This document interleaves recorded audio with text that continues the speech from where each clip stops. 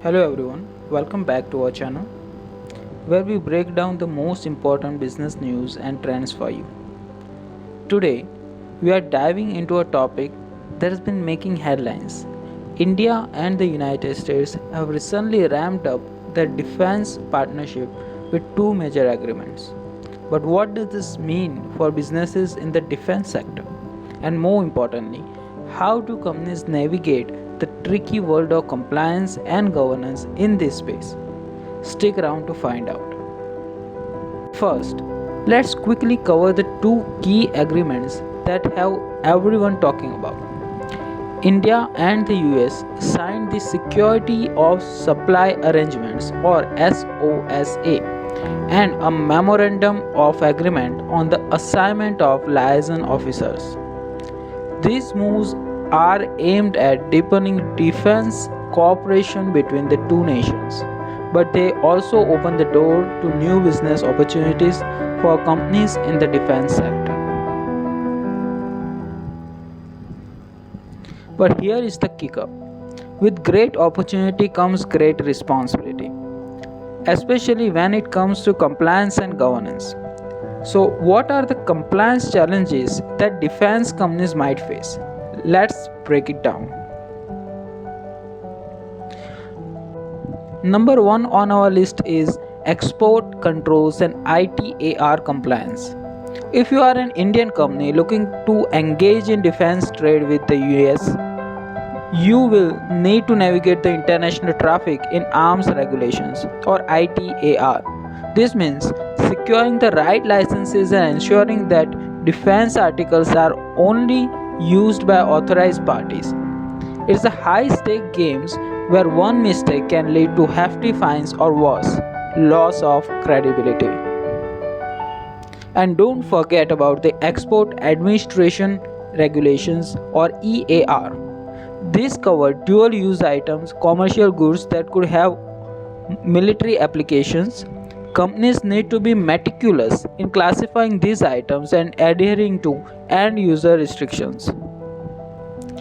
Next up, we have foreign direct investment regulation. India's policies are quite strict when it comes to defense, with caps on foreign ownership and mandatory security clearance. Not to mention national security reviews from both Indian and US authorities that can add another layer of scrutiny. With cyber threats on the rise, data protection and cybersecurity compliance is non-negotiable. Companies need to secure sensitive data and comply with laws like India's IT Act and the upcoming Digital Personal Data Protection Act. If you are in US, you might need the Cybersecurity Maturity Model certification, which means staying ahead of cybersecurity threats with strong measures and regular audits. Now let's talk about governance. What does a strong governance structure looks like in the defense sector? Firstly, board oversight and risk management. You need a board that's not just experienced but also knowledgeable in defense, cybersecurity, and international law. This ensures that the company can effectively manage complex risk and navigate the regulatory maze. Then there is the internal controls and auditing. Strengthening your internal controls over financial reporting, export compliance, and data security is essential. Regular audits will help you assess compliance and make sure your company stays on the right track. And don't forget about cybersecurity governance. Appoint a Chief Information Security Officer to oversee your cybersecurity efforts. They will be the one assuring that your data stays secure and your systems are up to date with the latest regulations. Alright, so that was a lot of information, but here is the takeaway.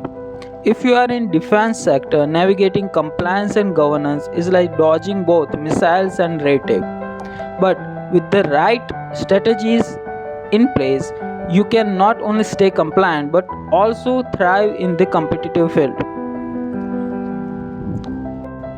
Thanks for tuning in. Make sure to hit the like button if you find this video helpful, and don't forget to subscribe to more insights into the world of business and governance. See you till the next time.